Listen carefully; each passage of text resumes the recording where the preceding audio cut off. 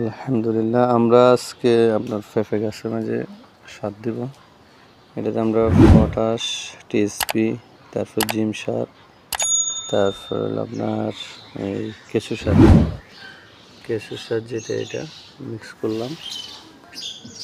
ঠিক আছে না, আর কিছু হালকা ড্যাপ দিলাম, হালকা কিছু ইউরিয়া দিলাম। এটা আমরা মিক্স করলাম আর কি। ইনশাল্লাহ আমরা এখন গাছ হারে করে দিব আর কি। ধরেন ফার 100 গ্রাম করে এরকম করে ফুটবে আর কি। আলহামদুলিল্লাহ, আমাদের পেঁপে গাছের মাঝে সার দিতেছি।